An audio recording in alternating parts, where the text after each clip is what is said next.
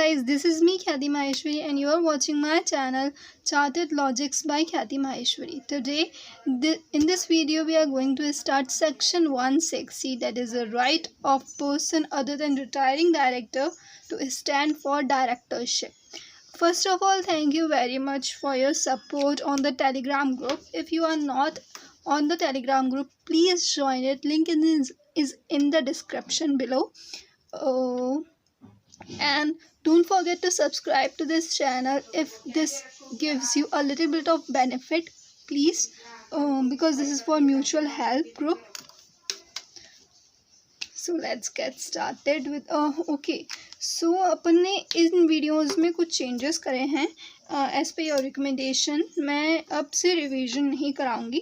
Revision जो अपन पहले कर चुके हैं, जिस तरीके से मैंने आपको रिवीजन कराए थे पहले के वीडियोस के अंदर, लाइक 149 का रिवीजन अपन ने करा था.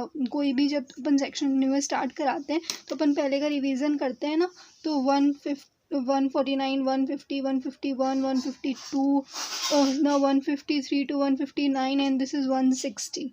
तो मैं अब इस तरीके से रिवीजन नहीं कराने वाली हूँ, क्योंकि फिर मैं जो अपना ये पूरा चैप्टर 11th जो चल रहा है कंपनीज एक्ट का, जब वो ख़त्म हो जाएगा तो उसके बाद में एक रिवीजन वीडियो में डाल दूँगी. उसके अंदर ही अपन रिवीजन करेंगे ओनली, ताकि ये वीडियो थोड़ी सी शॉर्ट बन सके उन लोगों के लिए जिनका अटेम्प्ट जल्दी है. ओके, अगर आपको ये चीज़ अच्छी नहीं लगती है या हम चाहते हैं कि पूरा ही रिवीजन कराएं, तो आप मुझे बता सकते हैं इन द टेलीग्राम ग्रुप और इसके नीचे कमेंट करके. अगर आपने हमारी पहले ही लेक्चर्स नहीं देख रखे हैं तो मैं चाहती हूँ कि आप पहले जाके उन्हें देखिए, उसके बाद में इस पे आइए. Okay, so let's get started. बहुत इन्फॉर्मेशन हो गई. 1 सेकेंड. यस, सो सेक्शन 160, ये सेक्शन कहता है right of a person other than a retiring director to stand for directorship. मतलब अपन ने रोटेशनल डायरेक्टर का कंसेप्ट पढ़ लिया था. रोटेशनल डायरेक्टर क्या कहता था कि ये डायरेक्टर्स हैं, अब इनमें से कुछ होंगे रोटेशनल डायरेक्टर और वो रिटायर हो जाएंगे. फिर अब ये कंपनी डिसाइड करेगी कि उनको रीअपॉइंट करना है या नहीं करना है. ये कंपनी डिसाइड करेगी कि उन्हें रीअपॉइंट करना है या नहीं करना है. तो लेकिन कोई दूसरा पर्सन है, वो चाहता है कि मैं इस कंपनी में डायरेक्टर बनूं और मैं एलिजिबल हूं डायरेक्टर बनने के लिए, और OR पास करके इन जनरल मीटिंग मैं अपॉइंट हो भी जाऊंगा. वो कॉन्फिडेंट है, लेकिन अब वो क्या कर सकता है, वो तो उसको लग रहा है कि अब ये रिटायर होगा तो फिर यही रीअपॉइंट हो जाएगा और मेरी डायरेक्टरशिप जो है वो बोर्ड ऑफ डायरेक्टर्स मुझे जानते नहीं हैं, या नॉमिनेशन एंड रेम्युनरेशन कमेटी में मेरी जानकारी नहीं है. तो अब मैं डायरेक्टरशिप के लिए कैसे खड़ा हूँ? तो वो खुद ही अपने आप को डायरेक्टरशिप के लिए खड़ा कर सकता है, मतलब एलिजिबल कर सकता है. उसका भी पॉइंट ऑफ व्यू रखने के लिए आज़ादी देता है ये सेक्शन, कंपनीज एक्ट का सेक्शन 160. राइट है किसी भी पर्सन का other than retiring director to stand for directorship. Okay, तो यहाँ पे देखिए, कोई भी पर्सन है अदर देन रिटायरिंग डायरेक्टर, अब वो मेंबर भी हो सकता है और नॉट मेंबर भी हो सकता है. ज़रूरी नहीं है वो कंपनी का मेंबर ही हो, ये कोई और पर्सन भी हो सकता है. अब वो क्या करेगा, कंपनी को एक एप्लीकेशन देगा कि मैं एलिजिबल हूँ फॉर अपॉइंटमेंट. कितने दिन पहले देगा? 14 डेज पहले देगा. किसके? जनरल मीटिंग के. जब भी जनरल मीटिंग होने वाली है उससे 14 डेज पहले वो मेंबर अपनी एप्लीकेशन देगा जनरल मीटिंग से 14 डेज पहले. ठीक है, और फिर जब कंपनी के पास में इसकी एप्लीकेशन मिल जाएगी तो वो अपने दूसरे मेंबर्स को, कंपनी के दूसरे मेंबर्स को ये इन्फॉर्मेशन देगी कि हमारे पास में ऐसे इंसान की कोई एप्लीकेशन आई है for appointment for directorship 7 days before the general meeting. So जो पर्सन था वो कंपनी को देगा 14 डेज बिफोर, और फिर कंपनी अपने मेंबर्स को देगी 7 days before the general meeting of the company. जब भी जनरल मीटिंग होने वाली है कंपनी की उस समय. अब वो ये सब तो देगा, अपनी क्वालिफिकेशन, एड्रेस, नेम, डेन वगैरह तो देगा ही, उसके साथ साथ उसको एक डिपॉजिट भी देना पड़ेगा. क्यों है ये प्रोविज़न 1 लाख रुपीज़ का? क्योंकि देखो अब कोई भी इंसान हो सकता है, अब वो हो सकता है वो बिल्कुल भी अपॉइंट होने के लायक हो ही नहीं डायरेक्टर, लेकिन फिर भी वो अपनी एलिजिबिलिटी दे देता है कि मुझे भी डायरेक्टर बनना है। तो ऐसे हर कोई अपन भी उठ के चले जाएंगे कि भाई हमको टाटा कंपनी के अंदर डायरेक्टर बनना है, तो ऐसा नहीं होना चाहिए ना। तो इसीलिए बोला लॉ ने कि हम आपसे 1 लाख रुपीज़ का डिपॉजिट लेंगे, एंड ये डिपॉजिट जो है वो फोरफीट भी हो सकता है। इसको अपन बाद में पढ़ते हैं, ठीक है। डिपॉजिट, लेकिन ये डिपॉजिट नहीं रिक्वायर्ड होगा कब का ये डिपॉजिट। अब देखिए कंफ्यूजन कहाँ पे होता है लोगों को। डिपॉजिट नहीं देना इसका मतलब ये नहीं है कि 14 डेज पहले अपने को एप्लीकेशन नहीं देनी है, ठीक है। खाली डिपॉजिट नहीं देना है, एप्लीकेशन तो देनी है। खाली डिपॉजिट के लिए सेक्शन अप्लाई हो रहा है, देखो ये प्लस वाला साइन है ना, ऊपर वाला काम करना है, डिपॉजिट नहीं देना है। कब कब नहीं देना है? First second third. Independent director के केस में director which is nominated by nomination and remuneration committee. अब ये कमिटी क्या होती है? ये कमिटी होती है जो रिकमेंड करती है कि इनको अपन रेम्युनरेशन देंगे, इनको अपन मतलब इनको अपन नॉमिनेट करते हैं और फिर वो उनके रेम्युनरेशन डिसाइड करती है। इस तरीके की कमेटी होती है, इसके बारे में अपन डिटेल बाद में पढ़ेंगे, ठीक है। इसका भी एक सेक्शन है। या फिर डायरेक्टर्स जो कि जिसका नॉमिनेशन हुआ है बाय बोर्ड ऑफ डायरेक्टर्स, जब नॉमिनेशन एंड रेम्युनरेशन कमेटी ना हो किसी कंपनी के अंदर।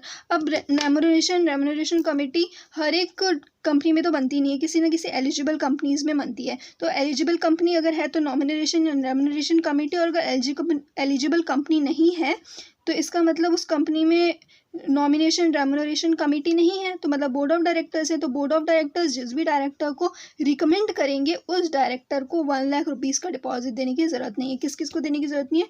इंडिपेंडेंट डायरेक्टर को, नॉमिनेशन रेम्युनरेशन कमेटी वाले डायरेक्टर को, या फिर बोर्ड ऑफ डायरेक्टर वाले डायरेक्टर को जहाँ पे नॉमिनेशन रेम्युनरेशन कमेटी नहीं है। ओके, तो अभी कैसे? अब इन्होंने रेम्युनरेशन दे दिया तो फिर इन्होंने बोल दिया कि हमको अपॉइंट कर लो, 1 लाख रुपए का डिपॉजिट भी दे दिया। उसके बाद में कंपनी ने अपने मेंबर्स को भी बता दिया। अब आई जनरल मीटिंग वाला डे, जनरल मीटिंग वाला डे आ गया। तो अब जनरल मीटिंग के अंदर OR पास करना होता है। OR मतलब अभी मैं सिंपली बता रही हूँ 50% मेजॉरिटी चाहिए होती है, मतलब 50% से ज़्यादा लोगों ने हाँ किया हो। बेसिकली अगेंस्ट में जितने हैं उससे ज़्यादा हो उनके फेवर वाले, ठीक है। अगर आपको पता है तो आप इससे रिलेट कर पा रहे होंगे, अपन बाद में इसको डिस्कस कर सकते हैं, ठीक है। तो वोटिंग जो होती है वो 2 तरीके से होती है, शो ऑफ हैंड्स या फिर पोल। शो ऑफ हैंड्स मतलब शो करना अपने हैंड्स को, कौन कौन अग्री करता है। पोल मतलब पेपर में लिखा कि हमको इतने शेयर हैं, हम इसको अपॉइंट करेंगे, ठीक है। अपन बाद में इसके बारे में भी डिस्कस करेंगे आगे आने वाले सेक्शंस के अंदर। अभी आपके लिए बेसिक नॉलेज इतनी काफ़ी है। इस तरीके से OR पास करना है। अगर OR पास हो जाता है तब तो ठीक है, और ये डिपॉजिट भी रिफंड कर दिया जाएगा। बट अगर लॉस्ट हो गया, लॉस्ट मैंने आपको बताया था कि कोई भी रेजोल्यूशन होता है, अगर वो पूरा नहीं हो पाता है, पास नहीं हो पाता है, तो उसको अपन बोलते हैं वो लॉस्ट हो गया। अब अगर जो उसके फेवर में आए थे वो थे लेस देन 25% वोट्स उसके फेवर में आए थे, तो कोई रिफंड नहीं होगा। मतलब ये 1 लाख रुपए कंपनी के पास चला जाएगा और कोई उसका सिलेक्शन भी नहीं होगा एज डायरेक्टर। बट अगर मोर देन 25% उसके पास में वोटिंग आ गई तो इसका मतलब हाँ भाई आप एलिजिबल तो थे, आपके अंदर वो गट्स तो थे, आपके अंदर वो क्षमता तो थी, एक्सपीरियंस तो था कि आप बन सकते थे डायरेक्टर, बट किसी कारणवश आप डायरेक्टर नहीं बन पाए, ऐसा कंपनी लॉ का सोचना है। तो आपको रिफंड कर दिया जाएगा आपका 1 लाख रुपीज़। मतलब आपने कंपनी का टाइम वेस्ट नहीं किया था, लेकिन आपका सिलेक्शन नहीं होगा क्योंकि OR पास नहीं हुआ है इसलिए।